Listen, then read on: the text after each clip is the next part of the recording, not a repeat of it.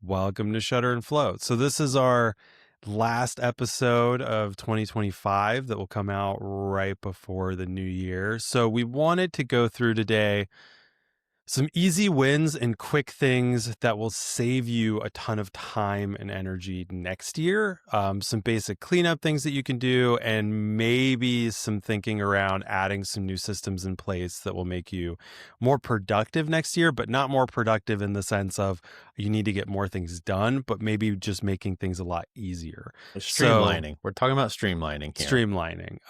And not everything's going to apply to everybody, but these don't even just apply to photographers. This applies to anybody that's creative, or even just some people who use a lot of these things personally.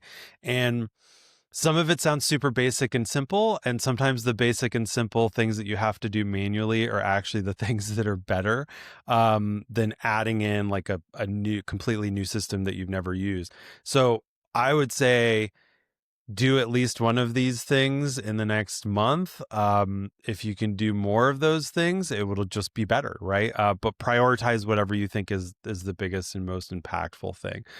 So the first thing is basically what we've already talked about in our previous series, which is file management, file backups, organization. So we're not going to talk that much about that.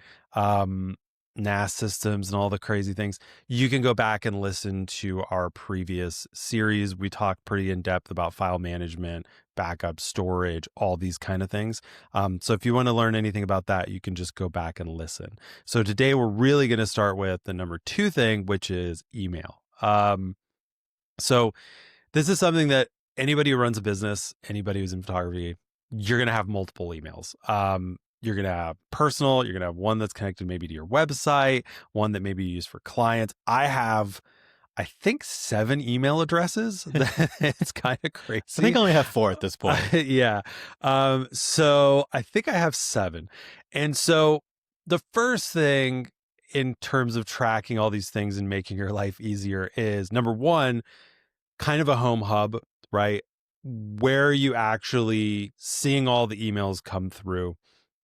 Do you have dead accounts? Do you have email accounts that maybe you only have because there's a few people that connect to through them or email you through them? Can you kill any of them, right? So dead email accounts. If there's a dead email account that you only use for 1 or 2 things a year, switch it over. Take a little bit of time and say, can I just kill an email account completely? Sometimes you may not be able to, right? If there's like some support account or an info account connected to the website, you probably still want to keep that, but maybe there's a mail forwarding you can set up where it forwards the emails to another account, so you don't really have to track it as much.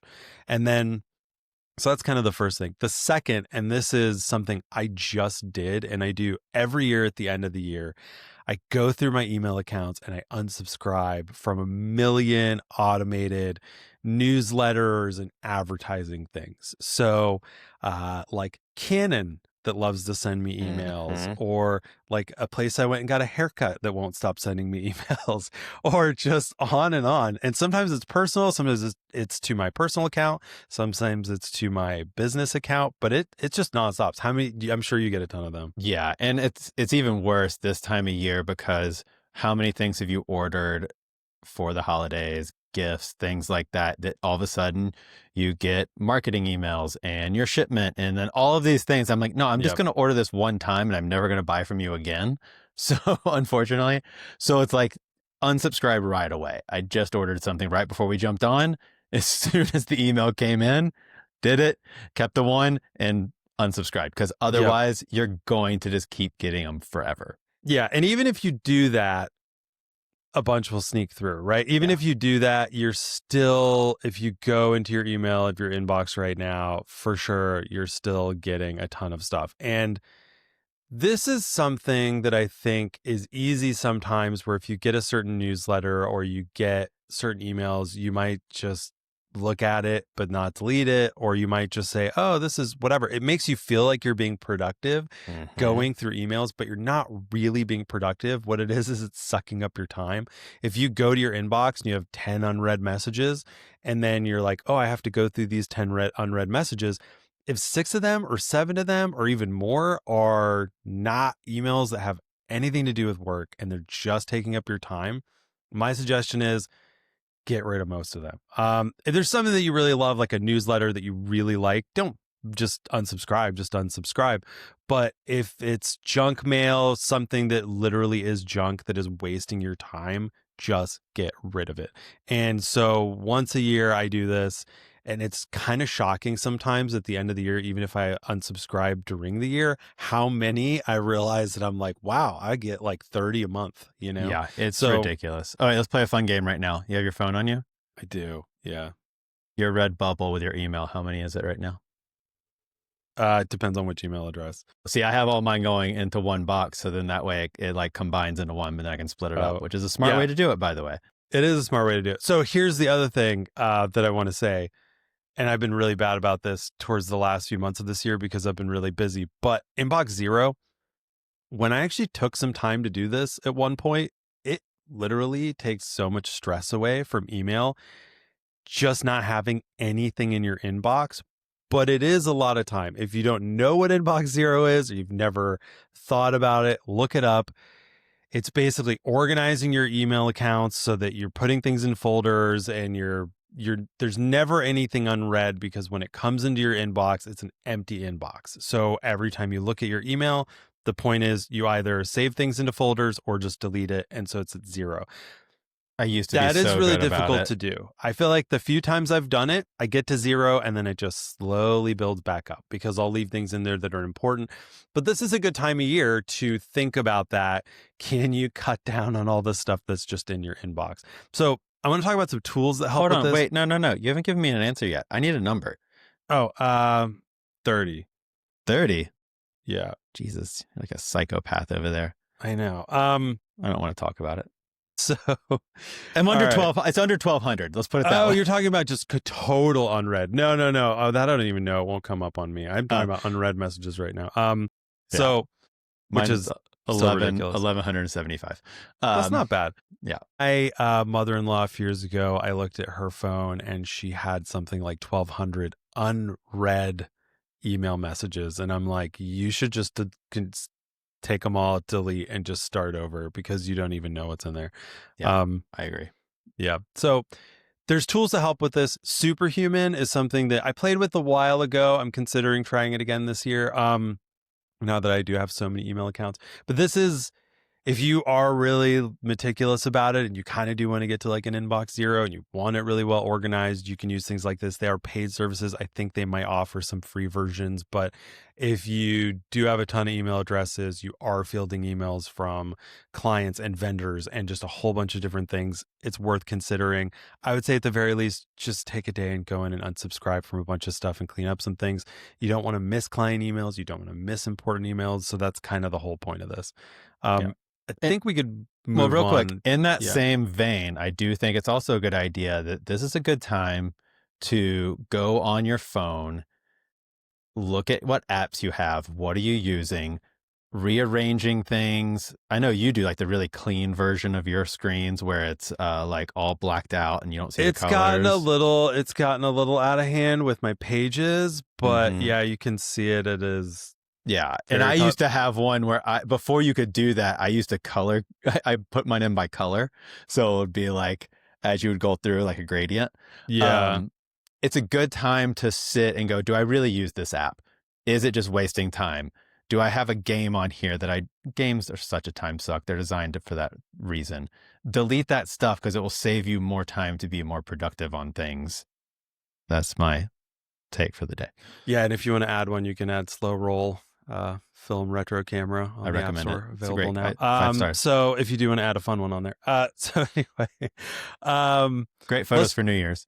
Yeah, great photos for New Year's, Christmas, share with the family and kids. All right, so let's jump into calendars. So I just use Google Calendars, pretty simple, but I merge all my calendars. So personal, business, everything. I have it all in one calendar. Everything's color coded. It just makes life so much easier when on your phone, on your computer, anywhere. You can see what you have coming up in the day. You can see what you have coming up in the week. There are some really, really good services for calendars, depending on how you schedule and what you schedule through. What do you use right now? Are you just using Google? Yeah, I use Google Calendar. And then for the house with like sharing stuff. And obviously my wife and I, we work together on a lot of things. And so that way it's convenient for us to just both have access to it and look at it and color code things how we want it. Yeah. I'm assuming everyone listening to this is going to have some sort of calendar thing set up. But if you don't and you are bad about tracking your calendar, even if it's scheduling time for yourself to spend on marketing or spend time on doing anything you need to do in your business, I would start using a calendar. There are other calendar apps, Fantastical, haven't really played with it all that much, that do work. And I would just find something that works for you. Google's just the easiest thing, especially if you have a bunch of Gmail accounts, they connect to that. And that's pretty much it. I mean, I wouldn't say too much more about calendars other than like go in, set up reoccurring meetings with yourself to do certain things. And yeah. Yeah. The only other thing I've debated is you've probably got the Instagram ads, especially people with kids get this all the time. It's the skylight calendar. And there's a different version of it, but it's like a wall mounted screen. It has an app and it's a monthly service. It's more for like a household to keep track of everything.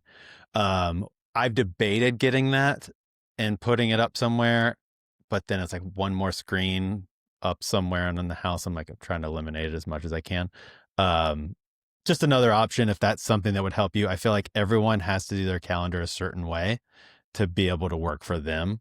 It's not a bad idea. So I've actually thought about that for if you run a studio and you have assistants and you have people in the studio, it is not a bad idea to set something like that up in the studio so people know what days are the shoot days, what days you can schedule other things or meetings.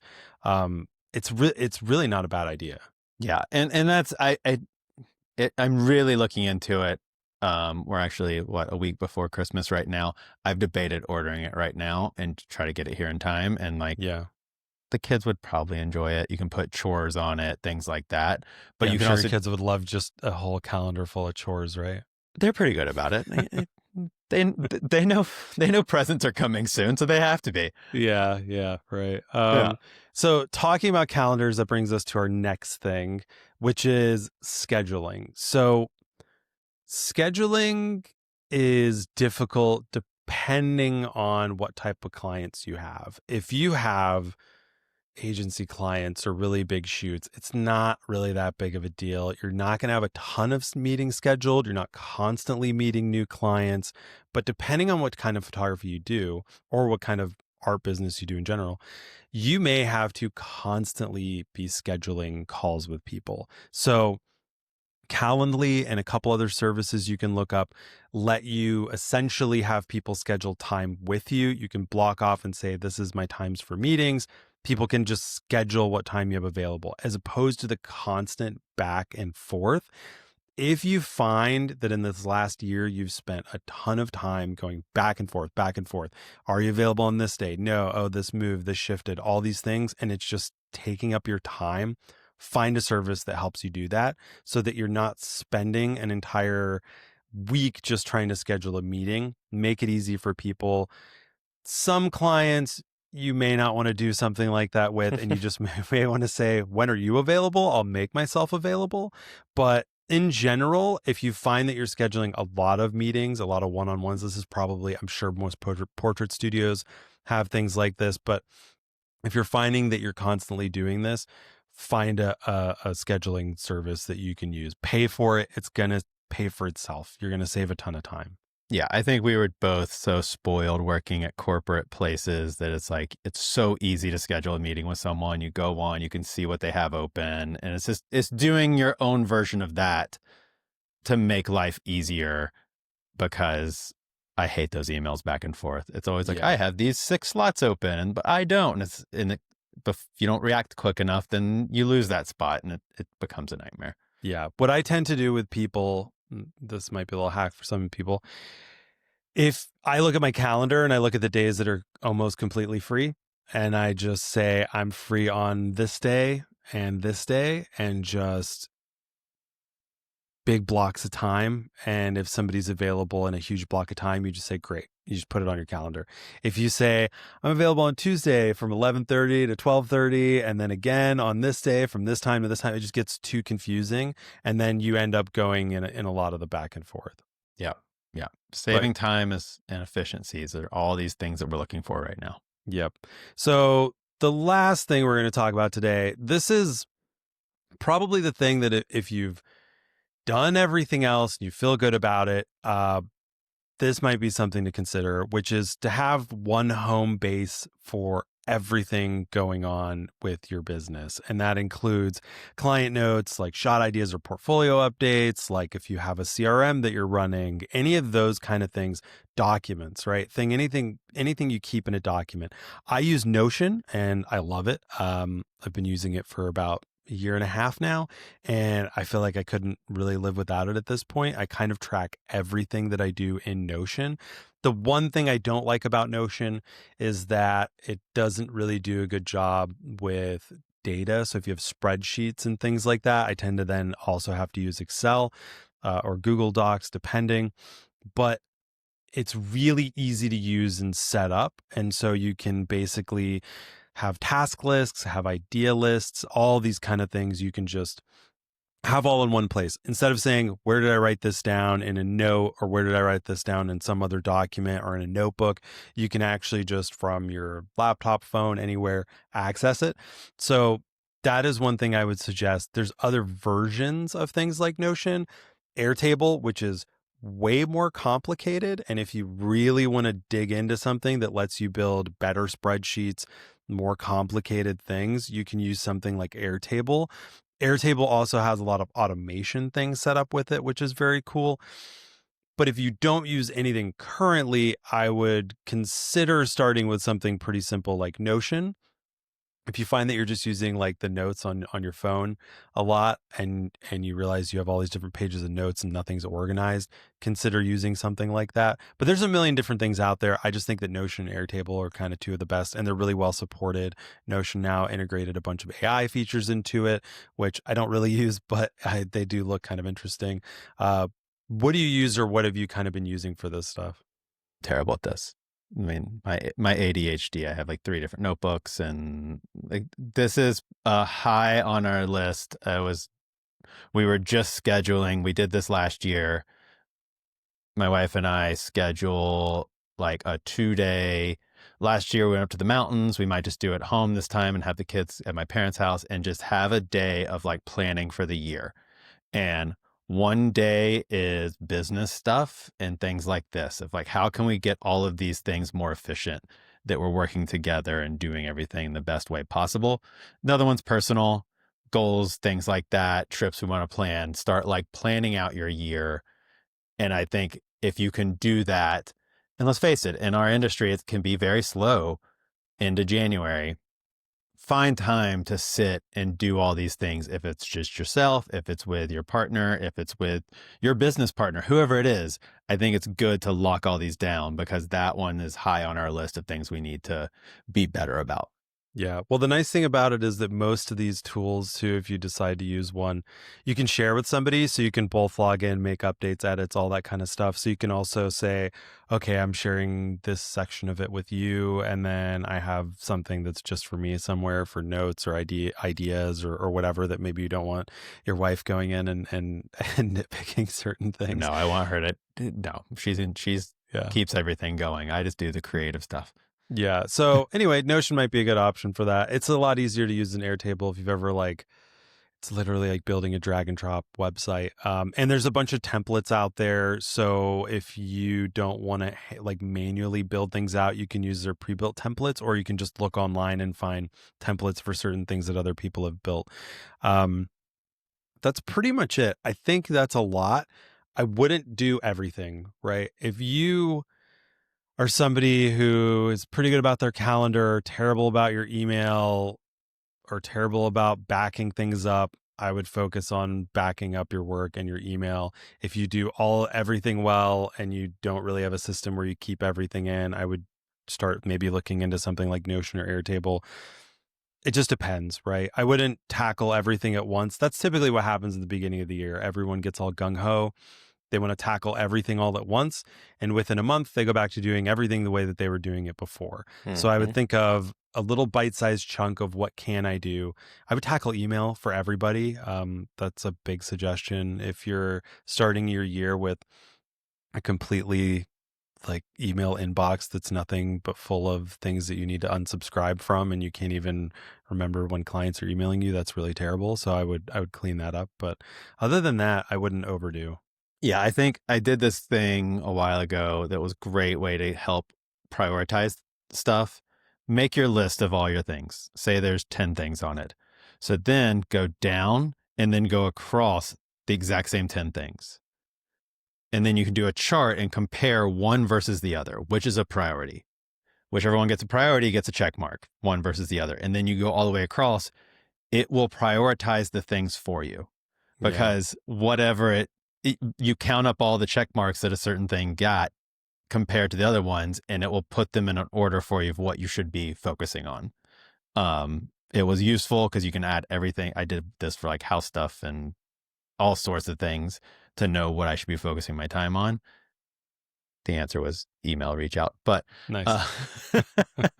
website. So yeah, I think just picking the thing that's the priority and going after it is the best way to do it. Yeah. And if you feel like you really don't know where to start with anything, there's a good book called Essentialism, which is fantastic. It's all about sort of cutting out the clutter and just focusing on one thing. I think this might be from that book. It might be from something else, but I always remember it, which is priority is actually singular.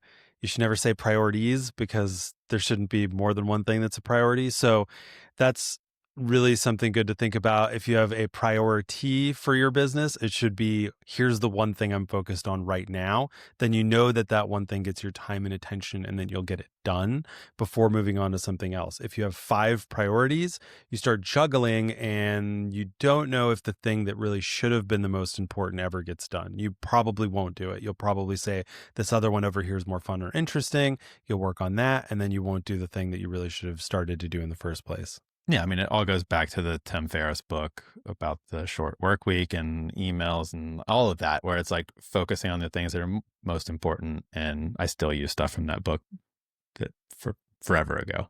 Yeah. So 4-hour work week. Yeah. It's still relevant, even though pretty sure most of the stuff in there is outdated. But in terms of the idea of making your life simpler and easier by automating and prioritizing stuff, it's still great. yeah.